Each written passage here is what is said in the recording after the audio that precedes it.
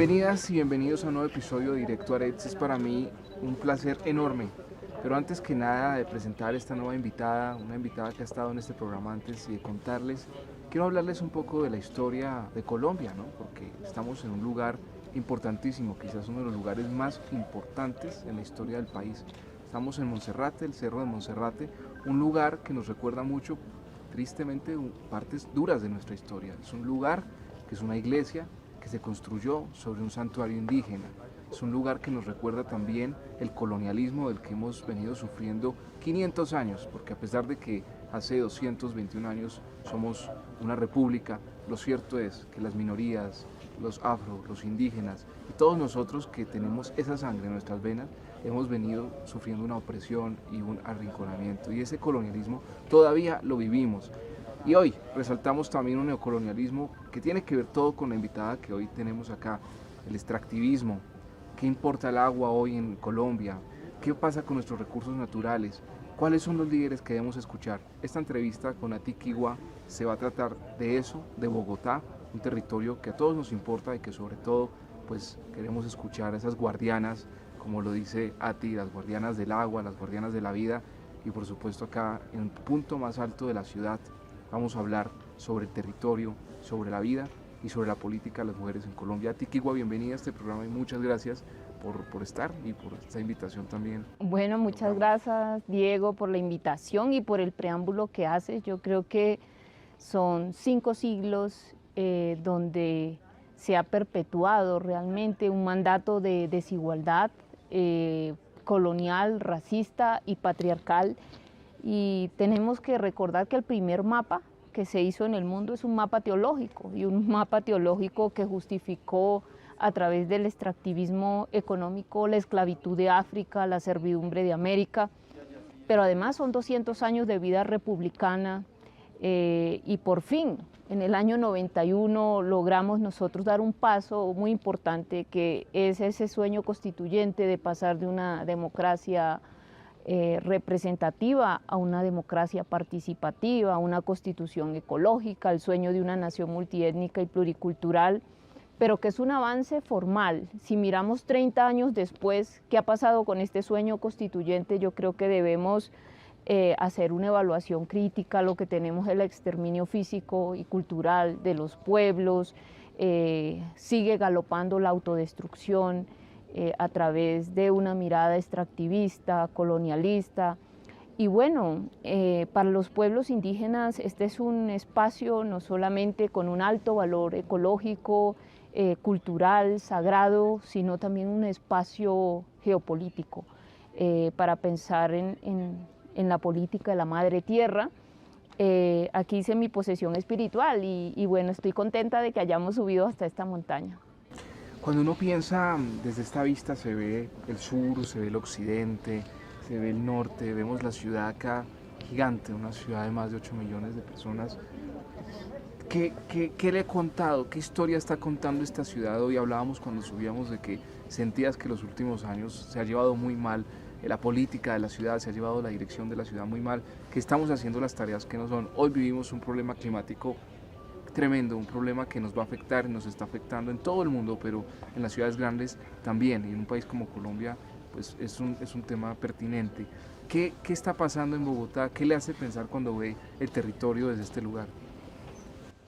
Bueno, si miramos hacia el sur, tenemos el páramo más grande del mundo, el sistema de páramos más grande del mundo. El agua siempre ha sido, es y será la protagonista de este territorio. Cuando pensamos en la memoria territorial, la memoria prehispánica, pues es una memoria también del agua.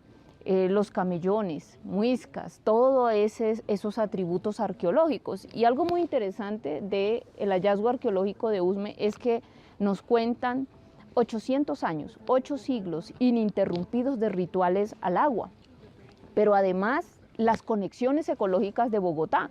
Si miramos, por ejemplo, el agua que llega a nuestros hogares hoy en Bogotá viene de la Orinoquía, 14 metros cúbicos por segundo que tomamos de Chingaza, ¿no? Y llega a los hogares, pero a veces hay una desconexión en nuestra conciencia de estas interconexiones ecológicas que ya lo sabían los habitantes prehispánicos, pero que hoy hemos perdido, y esto tiene que ver con una herida colonial muy profunda. Cuando llega Gonzalo Jiménez de Quesada a Bogotá, ya vamos a cumplir casi 500 años, empieza el profundo desencuentro de esta ciudad con el agua.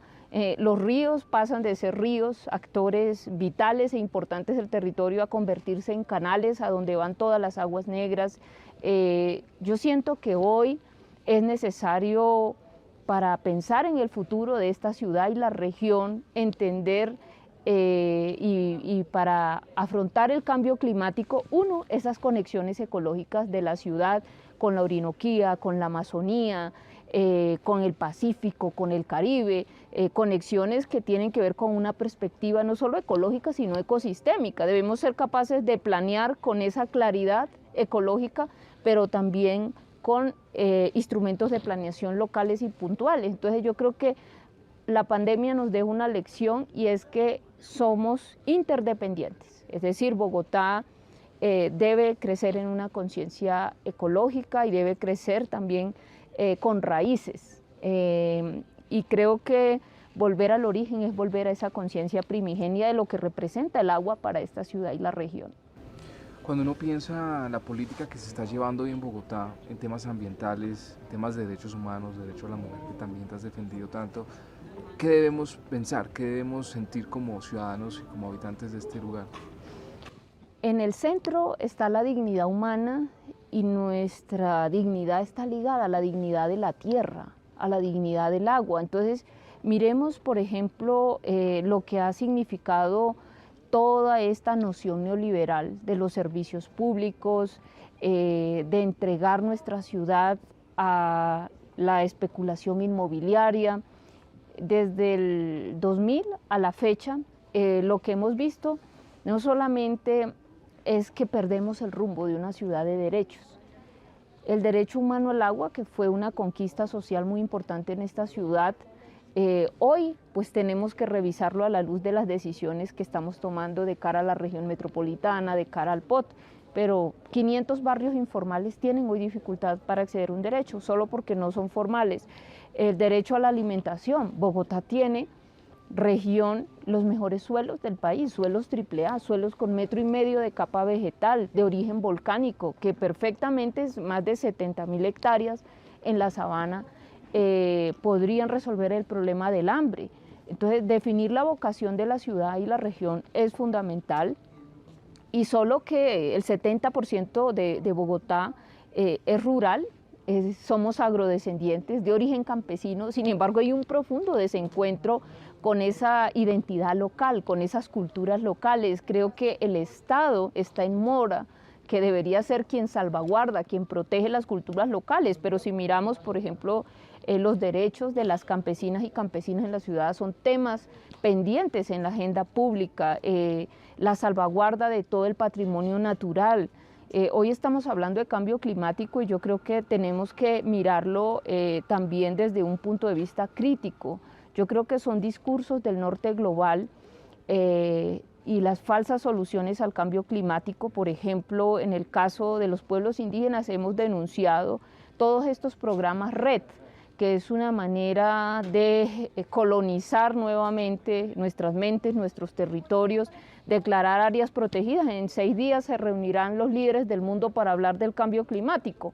El 22% de este mundo son territorios indígenas. En esos territorios se alberga el 80% de la biodiversidad. Y todas estas negociaciones internacionales del cambio climático lo que van a hacer es incluir los ecosistemas esenciales para el aire, para la biodiversidad, para el agua en el mercado mundial. Nosotros sentimos pues que toda la venta de carbono, oxígeno, es una manera de reducir, ¿no?, la naturaleza a un valor que le coloca el mercado.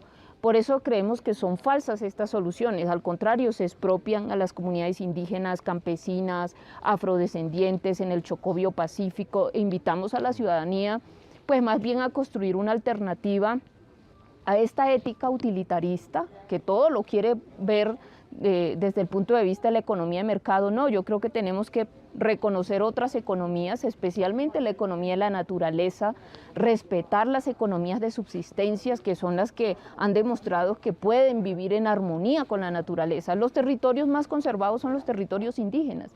Sin embargo, por ejemplo, el presidente Iván Duque va a hablar de la COP y a hablar de cambio climático y no invita a los pueblos indígenas de la Amazonía. Eso es absurdo. Claro. Entonces, por es eso... Incómodo para él invitarlo. Yo creo que hay implícitamente una manera de desconocer los derechos territoriales de las comunidades. Esa es la trampa del cambio climático que tenemos que revisar. Y yo diría, ¿qué va a pasar con nuestros ecosistemas?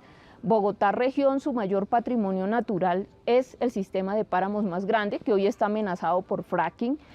Hay enormes intereses de tipo turístico y de otros órdenes. Yo pienso que debería haber una prioridad ambiental, social, para garantizarle el derecho a las comunidades que han habitado esos territorios. En el caso de Usme, hay comunidades campesinas, pero más de 10 apellidos muiscas. Para mí son muiscas, ¿no?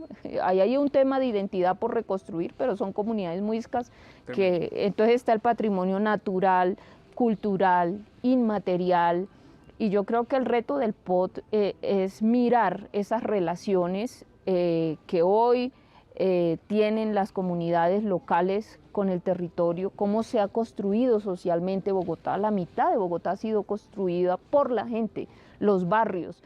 Y hoy yo creo que de cara al cambio climático nosotros debemos avanzar en la autogestión también y una mayor conciencia, empezar a transformar nuestros barrios en hidrobarrios. Y esto tiene que ver con un trabajo de acupuntura, con conectarnos nuevamente con nuestra memoria anfibia, una red de comunidades del agua.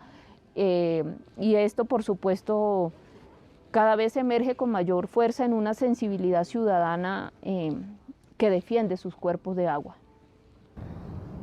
Hablamos quizás de cosas complejas también de lo que está viviendo la ciudad. Venimos de una crisis social sin precedentes, la juventud colombiana se ha parado, ha rechazado unas políticas de guerra de la presidencia de Iván Duque, unas políticas que, hay que decirlo, masacran niños, unas políticas que tienen el hambre a más de mitad de los colombianos.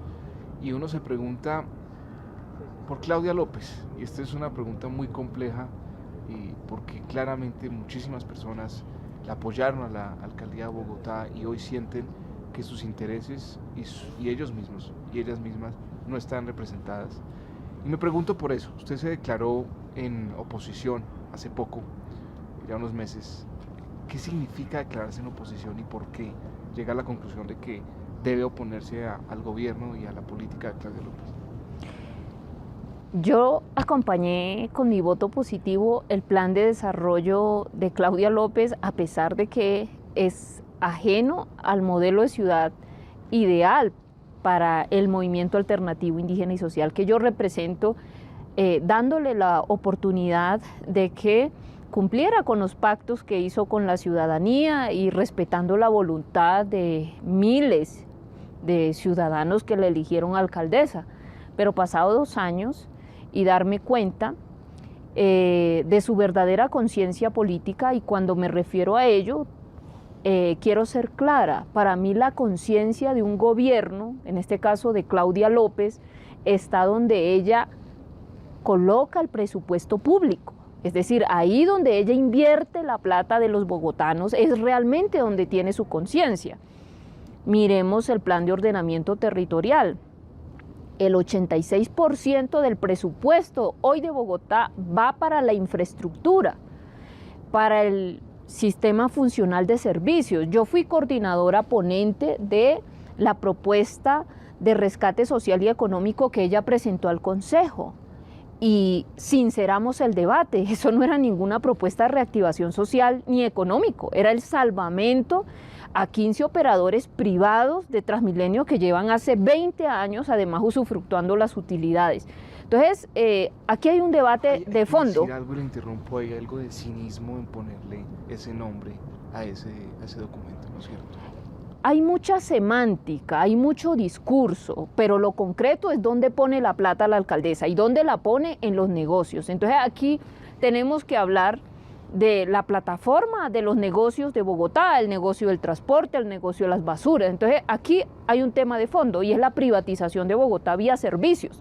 Por ejemplo, el servicio del transporte. Bogotá hoy necesita fortalecer lo público, el transporte público. No, esta alcaldesa va en contravía, pero además traiciona todos los pactos que hizo con la ciudadanía. Entonces, el pacto ambiental, de compromiso ambiental por Bogotá, yo estuve allí, también lo firmé, pero pues este POT no tiene nada que ver con ese compromiso ambiental. El pacto de los humedales siguen, ¿no? Endureciéndose, el Tibabuyes, los jóvenes encadenándose. Ayer miré como en Barrios Unidos la gente haciendo cadenas humanas para decir que están todos juntos defendiendo el brazo, el salitre. Entonces, a mí este gobierno verde me parece mucho a la Revolución Verde, que fue tóxico, ¿no? La peor idea que se le ha podido ocurrir a la humanidad fue haber envenenado los suelos que producen la comida. Entonces, ahora se puso de modo lo verde. Entonces, yo lo que le digo a la ciudadanía, no todo lo que diga verde o sostenible necesariamente significa que vamos a avanzar en una ciudad ambiental. Todo lo contrario, lo que tenemos es una traición a la tierra y una traición a la gente. Pero quienes sí salen ganando con esta elección pues son los grandes negocios. Ahora la vemos muy cercana a Cambio Radical, al gobernador, a todos esos políticos que de antaño les dijo que eran corruptos, ahora son sus socios políticos. Y cuando uno piensa eso de cara al 2022, viendo los candidatos y candidatas que hay, ¿quién crees tú que sería la persona o el equipo de personas, para ponerlo, porque siempre será una persona, pero hay un equipo ahí siempre, que defendería mejor este país de lo que necesita defenderse en este momento? Yo he dicho que necesitamos un pacto, pero más que ser pactados, necesitamos ser pactantes. Y nuestro pacto es con el agua, nuestro pacto es con los suelos vivos, nuestro pacto es contra una lucha a la homogenización. Este es un POT que nos homogeniza, que desconoce la identidad, la memoria de los territorios. Fuimos a Ciudad Bolívar y la gente pidiendo que se les respete sus memorias, sus relaciones con el territorio.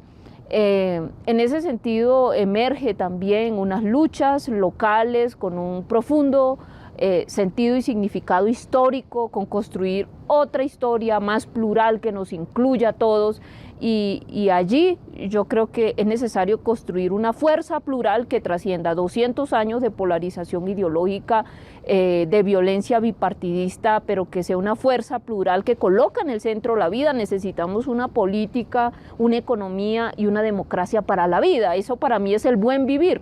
Desde los pueblos indígenas, pues nosotros aportamos a esa gran fuerza una agenda, que es la agenda del buen vivir, y que aquí en Bogotá estamos construyéndola. Esperamos pues que las demás fuerzas políticas puedan dialogar también con los pueblos indígenas, y que este gobierno distrital, que ha sido incapaz de responder a los retos de la pandemia, incapaz de responder a la necesidad de avanzar en cerrar las brechas de desigualdad, pueda dialogar con una propuesta que viene de los pueblos y con un sentido muy profundo y crítico de una crisis que es una crisis civilizatoria, de orden multisistémico, multifuncional, y que requiere pues cambios estructurales, y en eso tenemos que ponernos de acuerdo. Para nosotros el calentamiento global o la crisis climática tiene que ver con la crisis de un modelo económico capitalista, es decir, nosotros no podemos solamente con cambios cosméticos y cambios semánticos transformar esta situación. Por eso pensar en una economía para la vida, en una economía para el buen vivir es fundamental,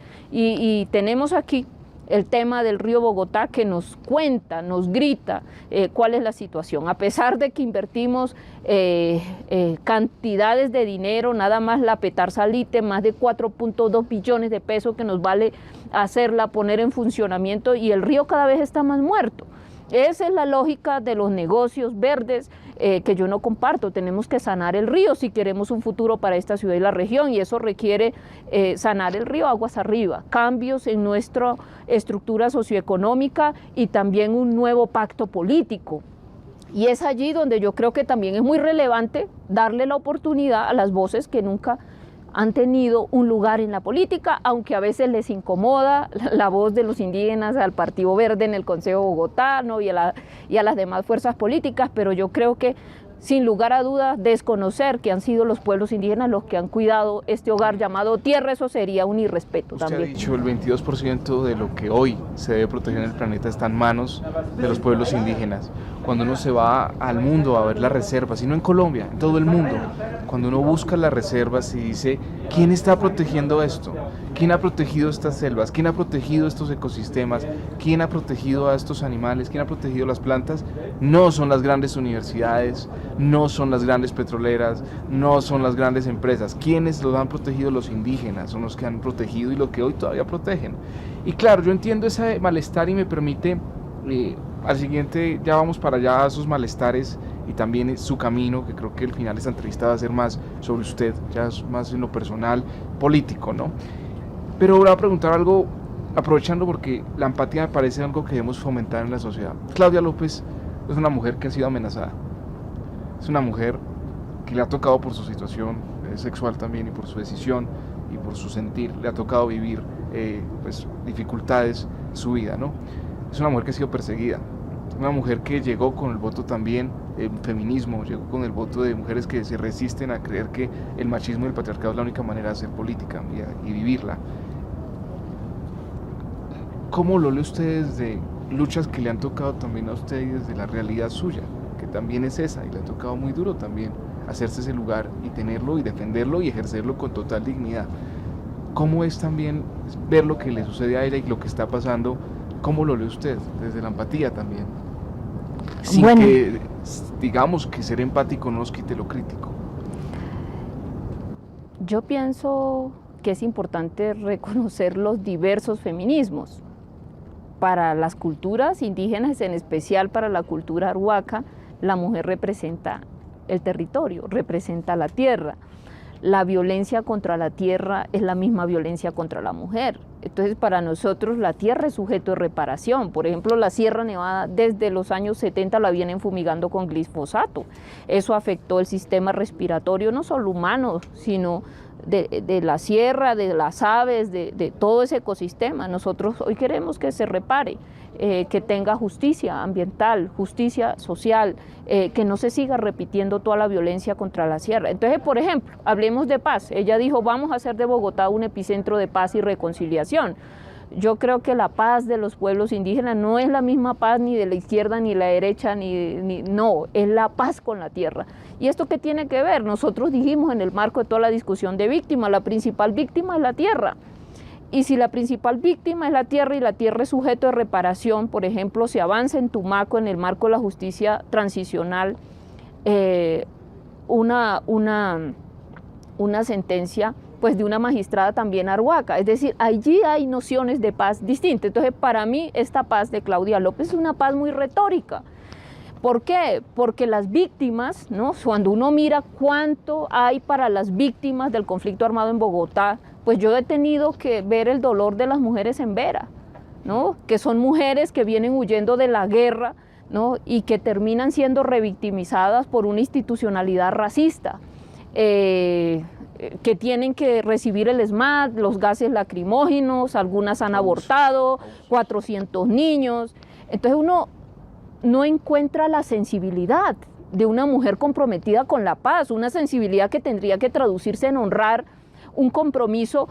Yo me di a la tarea de incluir un capítulo étnico, pero es que estos son los primeros acuerdos de paz en el mundo que incluyen un capítulo étnico, es decir, el reconocimiento de cómo las violencias acumuladas de la historia han afectado a los pueblos y la diversidad étnica. Es el único ente territorial en el país que lo ha hecho. Lo hice de las manos de las organizaciones que trabajaron el capítulo étnico, de diferentes líderes, y más de 786 acuerdos con la diversidad étnica, de las cuales 66 con otras formas de gobierno, incluyendo las víctimas del conflicto armado. Es más, incluimos el enfoque de mujer, género, familia y generación, atendiendo el auto 092 para mujeres víctimas de la ruralidad, indígenas, negras, defendí en la Comisión de Presupuesto un trazador presupuestal, el artículo 54, para darle garantías a este capítulo étnico en el Distrito Capital. Sencillamente no hay voluntad, no se le da la gana a la alcaldesa, al contrario, entra a estigmatizar estas poblaciones diciendo que se utilizan los niños, diciendo que las mujeres son instrumentalizadas. Se han ganado tutelas, ¿no?, ante el tribunal que ha apelado a que haya garantías para el mínimo vital de esta población.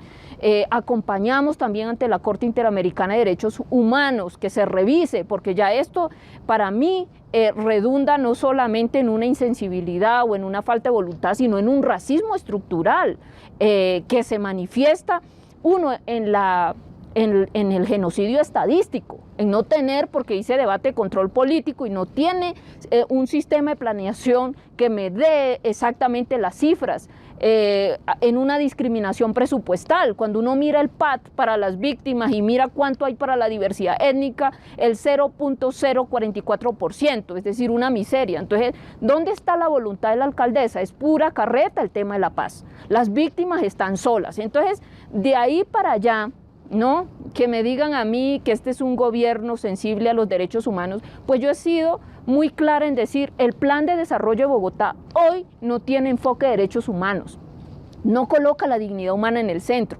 mucho menos va a tener sensibilidad ambiental.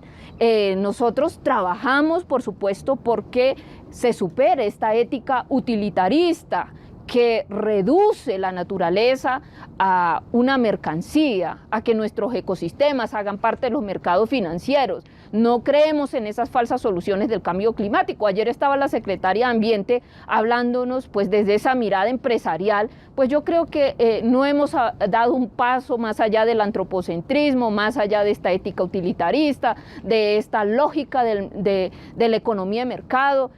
Lo cual no solamente significa las profundas deudas ecológicas y sociales que esta alcaldesa deja hoy en la ciudad de Bogotá, sino que es mentirosa. Realmente no le cuesta decir una cosa y hacer otra. Continuamos con Ati Quigua, una de las líderes más importantes del país, y yo realmente quiero aquí hacer un señalamiento positivo de que el país ha cambiado. Y hoy poder tener líderes en la política nacional, en la política de acá, de la ciudad capital, como Ati, a mí la verdad me llena de esperanzas. A pesar de que ella dice que no hemos avanzado mucho, yo pienso que ella es una prueba de que algo hemos hecho y que vamos para adelante también, ¿no? Y creo que también hay que hablar en clave de esperanzas. Pero hablemos de Ati, porque realmente cuando uno piensa, apenas uno te ve, evidentemente, ahí está representada la Sierra Nevada, ahí está representado el pueblo arhuaco, y uno dice, ¿cómo ha sido hacer política acá en Bogotá? ¿Cómo ha sido construirte un lugar, defender un territorio también, pero sin perder esa conexión con la sierra? ¿Cómo es ese viaje y cómo es ese proceso? Ser joven en esta ciudad es duro y sobre todo tener voz, ejercer una ciudadanía. Yo recuerdo que a mis 22 años, cuando fui elegida concejal, lo primero fue, usted no tiene la edad para ser concejal.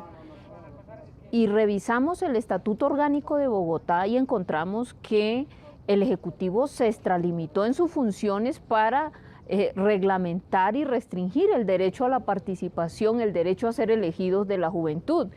Así que me tocó demandar el artículo 27 del Estatuto Orgánico de Bogotá, diciendo, ustedes no se pueden extralimitar en esa competencia para limitar un derecho fundamental de una generación a participar de las decisiones que los afectan.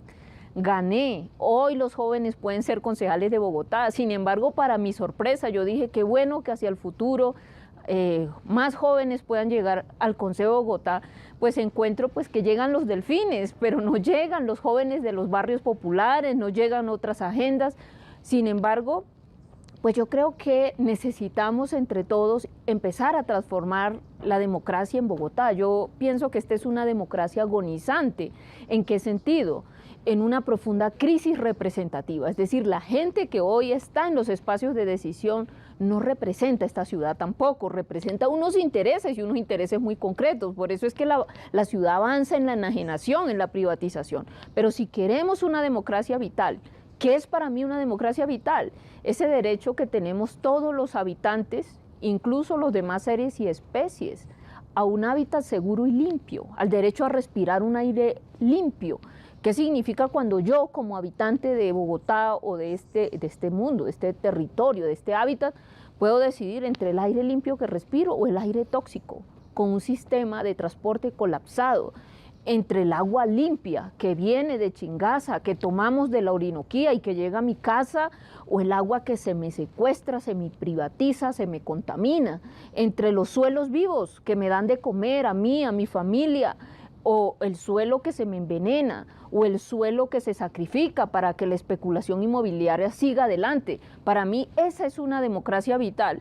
Entonces yo creo que los mínimos vitales siempre han estado en el centro de mi lucha, por eso el referendo por el agua, por eso la política pública por el agua. Me parece pues que tenemos que resistir y pasar de la resistencia a un poder distinto, ¿no? Al poder tú elegir y decidir. Yo creo que hoy más que ciudadanos somos habitantes de un territorio. Entonces me parece que a veces cuando hablamos de desplazamiento la gente piensa en los indígenas que los sacan de su territorio, pero yo lo que me doy cuenta es que aquí, entonces, pero es más, a través de las grandes operaciones estratégicas del POT, ¿no? Son las multinacionales las que definen cómo se debe organizar y planear Bogotá, y no es la gente en sus barrios. Ahí está claramente el Triángulo de las Fenicias, orquestado por la Universidad de los Andes. Aquí hay una academia servil a todos esos grandes intereses que a veces con discursos, ¿no? 30 años gobernados por el desarrollo, pero eso que ha representado para la gente. Entonces yo creo que la agenda del buen vivir trasciende, ¿no? Lo étnico y tiene que ver con los vitales, el vital al agua, a la comida, el vital a los servicios públicos, el mínimo digital, la 90 de la empresa de teléfonos de Bogotá, el mínimo vital territorial, no solo para los seres humanos, sino que implica replantear nuestras relaciones interespecies. Pero no es una agenda animalista solamente defender al perro o al gato o esterilizarlo, ¿no? Sino pensar también en todas esas aves. Somos el primer país en aves silvestres, ¿no? Eso implica los ecosistemas. 1800 exacto, y también cómo solucionamos y cómo vemos los problemas. Entonces yo he pensado que la reactivación económica, al igual que otros sectores políticos, se da cuando la gente tiene poder adquisitivo para dinamizar la economía, y eso implicaría, por supuesto, el tema de la renta básica. Entonces yo creo que en mi tercer periodo yo tengo que reafirmarme en una lucha frontal y radical en la defensa de los derechos humanos, colocar la dignidad humana en el centro, pero también en la dignidad de la tierra, o sea, los derechos de la naturaleza. Eso significa, por supuesto, una paz. Tanzanamo, decimos nosotros, una paz profunda. De allí que siempre me parece que un reto fundamental ha sido construir una voz propia de un movimiento que tiene profundas raíces y una memoria histórica que no ha tenido un lugar digno tampoco y de allí, por ejemplo, que me parece fundamental el paso que dimos en la convención de decidir tener una candidatura propia también a la presidencia para representar esa agenda. Cuando uno piensa en su trayectoria y en lo que viene, el Senado, la Cámara, quizás la Alcaldía, ¿cuáles son dónde es su camino? ¿Dónde lo ve? Yo creo que el ser 3 veces concejal de Bogotá me reafirma algo que me decían los mamos, ¿no? Bogotá y su región, aquí, este es un epicentro político. Aquí necesitamos sembrar, empezar a construir relaciones sociales, culturales y políticas más profundas. Entonces yo creo también que está ligado cualquier proyecto político de futuro, ¿no?, a poder hacer un buen trabajo también aquí en la capital. Yo creo que las ideas de la agenda del buen vivir dan perfectamente para una alcaldía, pero creo también que, por supuesto, estamos ligados a regiones, no solo geográficas, biológicas, sino regiones culturales. Yo no veo al Caribe sin la Sierra Nevada y la Serranía del Perijá. Yo no veo el Pacífico sin el Atrato y los guardianes del Atrato. Yo no veo la Amazonía sin los 56 pueblos que la habitan allí. No veo la Orinoquía. Entonces veo también una ciudad interconectada ecológicamente con sus regiones y planetariamente, pero capaz de actuar localmente y de alguna manera pues este es un proyecto de país, somos pueblos y naciones del agua, y me parece también que hay varios discursos y varias propuestas del agua, pero esta propuesta del buen vivir y el agua está más asociado a reconocer los ecosistemas, a reconocer las culturas locales del agua, una gobernanza plural del agua, una democracia vital, y allí pues creo que hay actores fundamentales que están en esos territorios y que han tenido luchas importantes. Yo le quiero rendir un homenaje a Benito Covaría y su lucha contra las petroleras, ¿no?, del pueblo Uva, a los 4 pueblos de la sierra y su lucha incansable por la línea negra. Antes de la Constitución del 91, en el año 73, ya le estábamos diciendo a este Estado-nación respeto a una visión autónoma del mundo, a una forma de habitarlo, a una forma distinta de entender el territorio. Es el corazón del mundo, de hecho es el único territorio ancestral reconocido en Colombia. Eso significa cómo entendemos nosotros nuestras relaciones con la tierra, con el territorio. Es una construcción social y creo que por eso allí hay unas bases de un proyecto político de mediano y largo aliento. Y por supuesto todo esto pasa por la voluntad. Estamos preparados nosotros para asumir los cambios estructurales que necesitamos de un modelo de desarrollo que ya colapsó y que no va para ninguna parte, económico, de los cambios culturales. Nosotros tenemos un problema de identidad, digámoslo con certeza. Somos felices copiando y copiando mal. Nos hace falta originalidad, autenticidad, reconocer quiénes somos, ¿no? Nuestra primera identidad es ecológica, somos agua, somos lo que respiramos, somos lo que comemos.